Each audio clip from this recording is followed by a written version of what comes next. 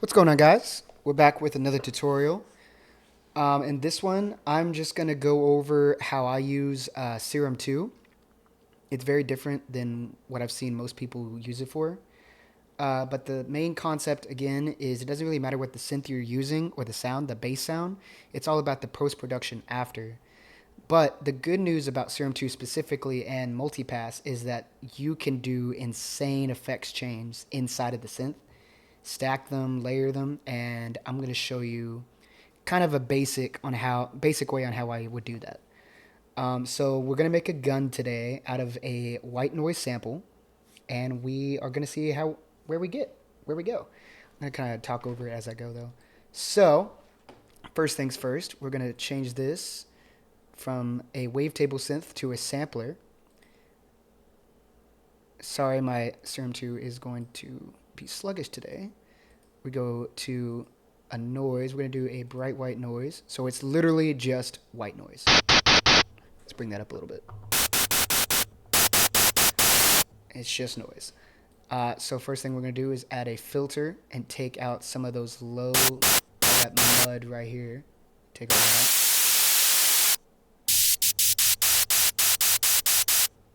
Then we're going to add the initial volume automation that we're going to do. So we're going to bring the volume all the way down. LFO1 is going to be our volume envelope. Set it to envelope. Bring this down, have it a curve, bring it right there. We have a great little hi-hat, great little cymbal right now. Next thing we're going to do is add a sub. So basic BD sign. Bring it down a little bit. Do the same thing here. Give a little bit of extra laziness at the end. So that's what we got so far. So what I'm not going to do is just go straight to effects and put everything on here. As you can see, we have these bus 1, bus 2. The way it's routed is bus 1 is independent of bus 2, but both go into main, which is the main effects chain. So this is basically our master or a main bus of the entire synth. So what we're going to put in here is a distortion, an overdrive distortion, where you can stack overdrives to get an insane sound, which I'm not going to do at the very beginning just to save our ears, but I'm probably at the end I'll test it. We're going to add a multi-band compressor and a split. And then on the highs, just like I said, the splitting the frequency spectrum, the lows and the highs, we're going to add a hyperdimension to the highs. So it's only going to affect our high frequencies, and it's going to be more stereo than the bottom. And the bottom will even do a safety utility and bring that width all the way down. So anything below this frequency is going to be mono. Anything above this frequency is going to be overly stereo.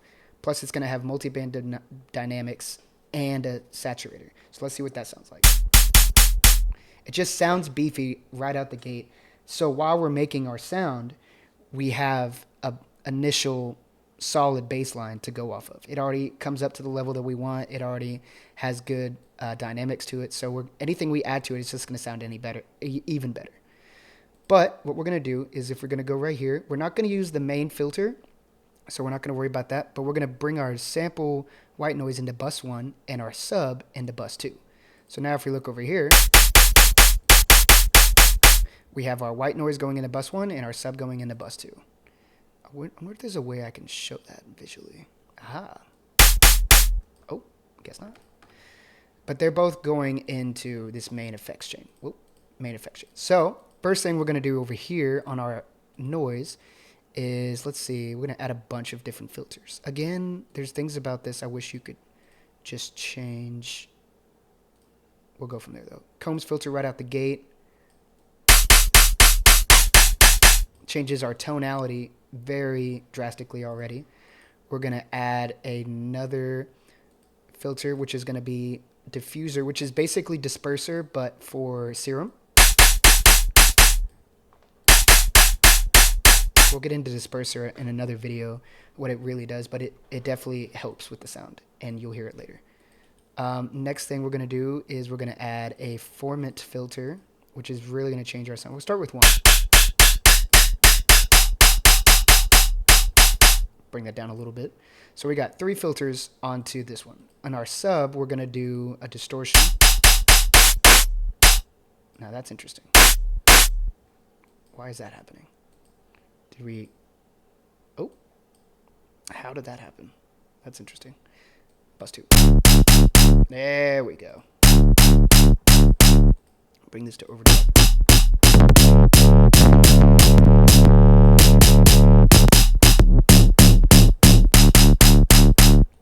We're going to add a filter. Just get the distortion, but without the high end. All those harmonics. What else could we add to this? Nope. I'm going to add an EQ. See if adding a certain...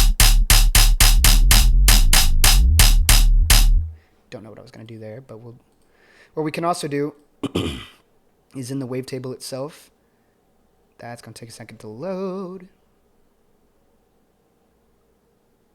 If it loads at all. Oh, okay. So, this is an advanced idea. I might not actually do that in this video.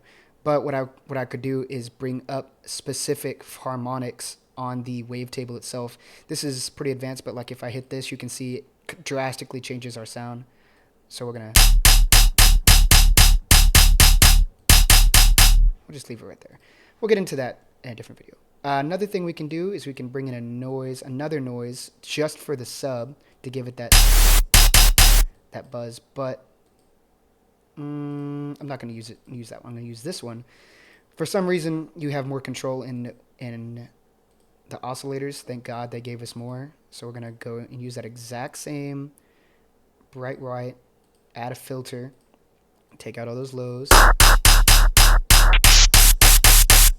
This is going to go straight to bus 2. I'm going to bring this down.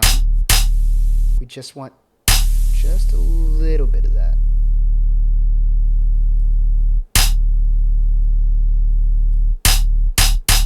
So what's that doing?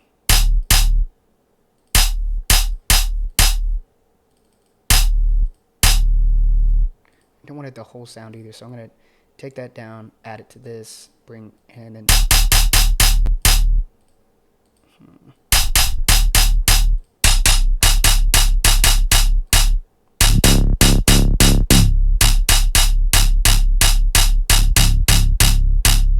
Anyway, let's get the real sound going. So we have these 3 filters on the main noise. We're going to add a low, mid, high splitter.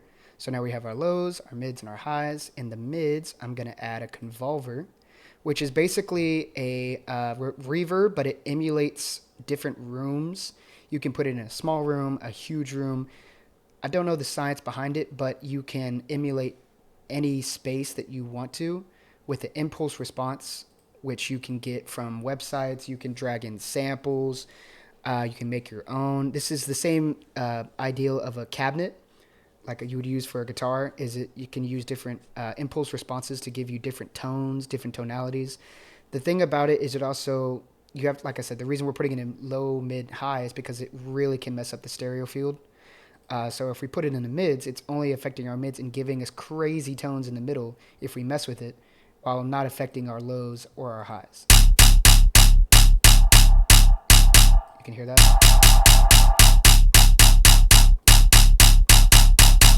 Let's see what else we have. Let's go factory medium. Let's go golden plate. Why not?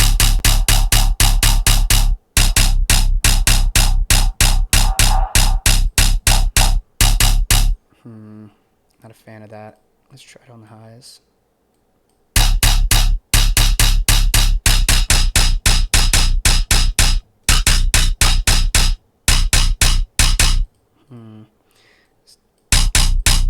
No, it definitely sounds better on the highs. Now let's add a bode in the mids. So bode is a frequency shifter, but it can do a lot more things, but I usually mostly use it for frequency shifter. I have the range all the way up so I can tune this and then slowly bring it down. And that is doing absolutely nothing to our sound. Let's see what...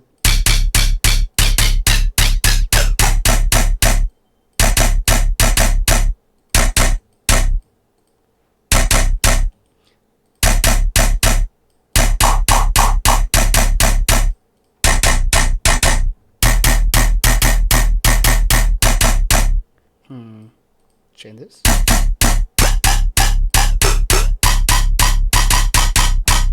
Not the best sound in the world, but we're definitely getting somewhere. Let's do a... Ooh, that does not sound good. We're going to add another distortion maybe.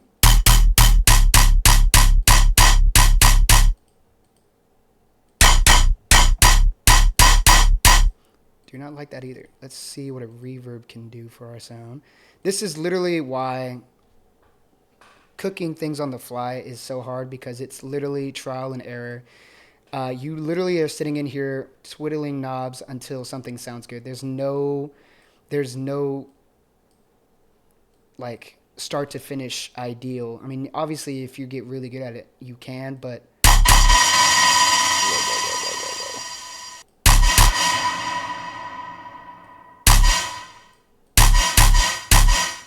that pre-delay is crazy. It's like swinging around our sound. Let's do regular halt.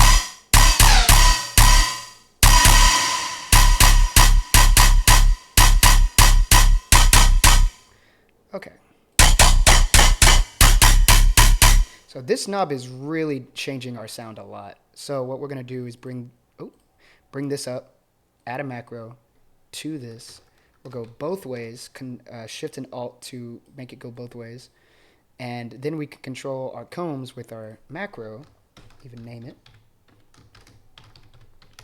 So now,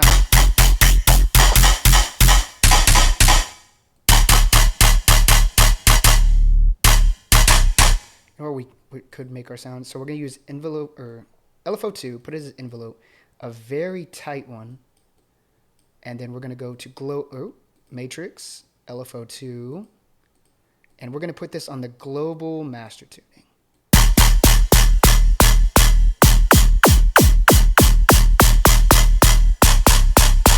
So, it's also a good way how you make 808s and kicks.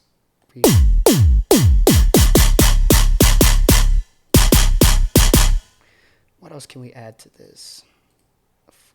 What is this going to do? I highly doubt this is going to do anything. Yeah, not a thing. Let's see. What if we add a formant filter to the middle?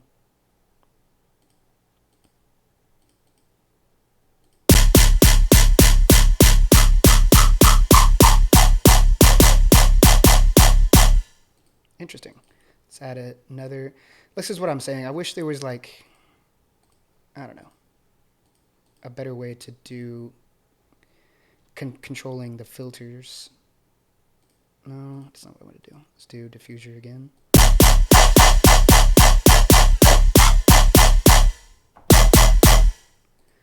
Let's see. That reverb is getting on my nerves a little bit. I'm going to bring it down.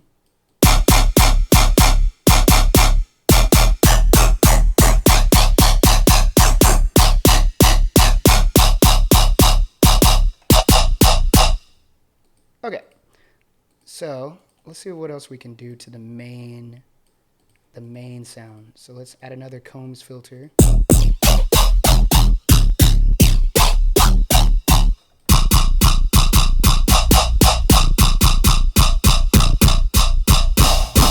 Nah. Let's do maybe another diffuser.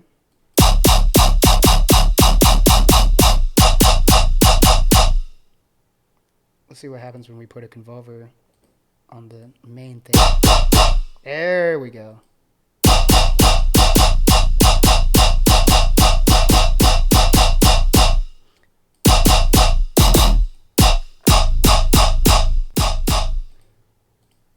Let's see.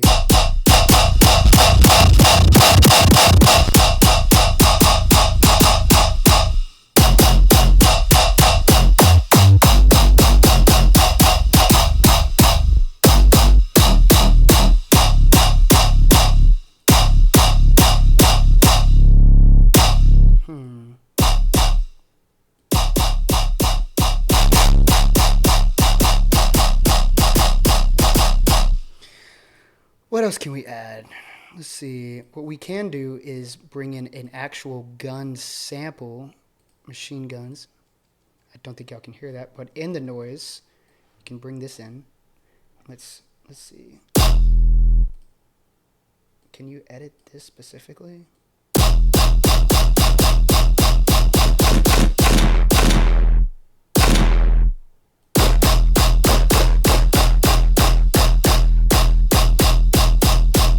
See what that sounds like.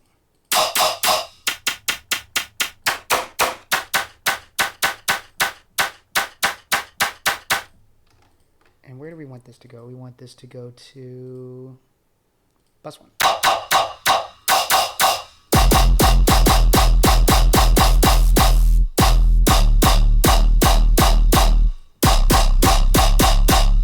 So, I think that's a pretty interesting place to start. I'm going to just add this to vocally.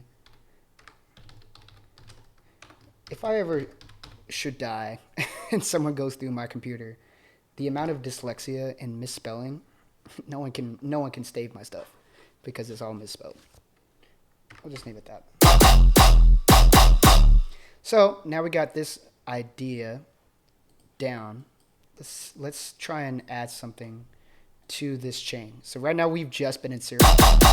But like you see, we have all these different effects. If we were to, oh, I wish you could slide turn off everything as well.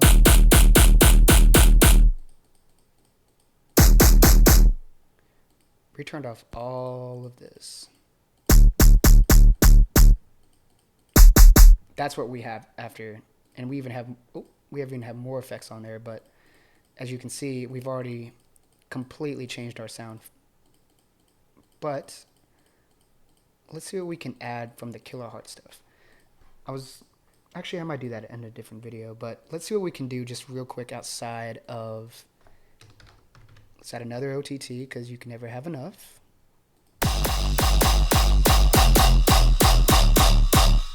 Let's add a saturator.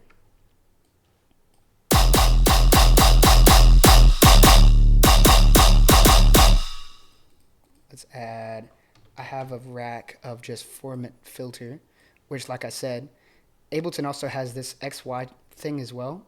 So if we open this up, it's a snap heap with format filter connected to macros, all the different effects on there, and it's in a just random chain. So what we can do out here is go X, Y, and now when I move this, I'm moving our format filter, which is really cool.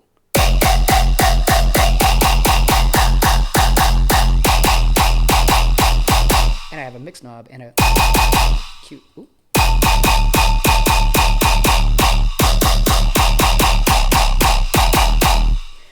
Another thing, I don't know if I like that reverb in there. We can do it after. Let's see what happens. Sounds so much better. So we're going to take that out. I like that a lot. So another thing also when I'm sound designing is context. You know, you can sit here and make a really crazy sound, but if you have no context for a song, you're gonna just keep going around in circles. So what we're gonna add in here is a kick and a snare, some sidechain, and an OTT on the master, just to get us in the right frame of mind. So I'm gonna go here. As you can see, I love the NIMDA Patreon sample packs. So I'm gonna take this, put it there, add a snare. Ooh.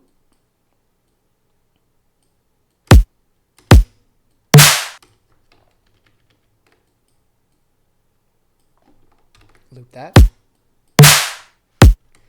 Get our automation or our sidechain going.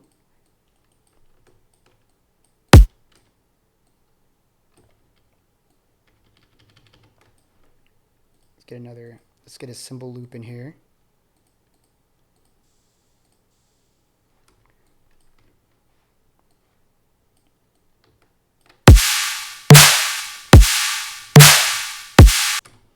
Put that OTT on the master.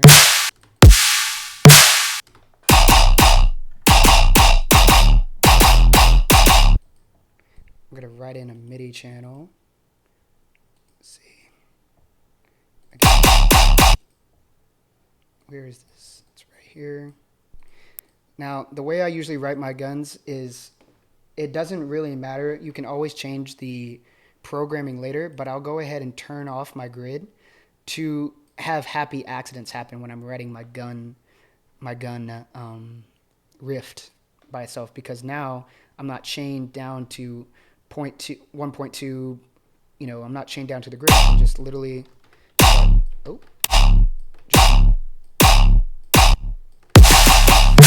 what is that? I didn't mean to do that, but now I have a sick fucking loop. We're just gonna literally take that and just duplicate it. Command J to consolidate it. So now it's one big old MIDI channel, semi on the grid. I mean, the grid came back once we made a new one, but it's off the grid. We already have a drop. We already have a drop that you can write around, come back later, add fills to. We can get into the writing process. But like you just saw, you don't when you want to write a song, you don't want to be in bus 2's diffuser format, tweaking it without any context. Now that we have the building blocks of a drop, we can come back in here and change all sorts of stuff and add more. So I'm probably going to do that in the second video, name this one part 1, and then part 2 will be refining it so we can add more stuff to it. Thank you all for watching, and I will be back very shortly.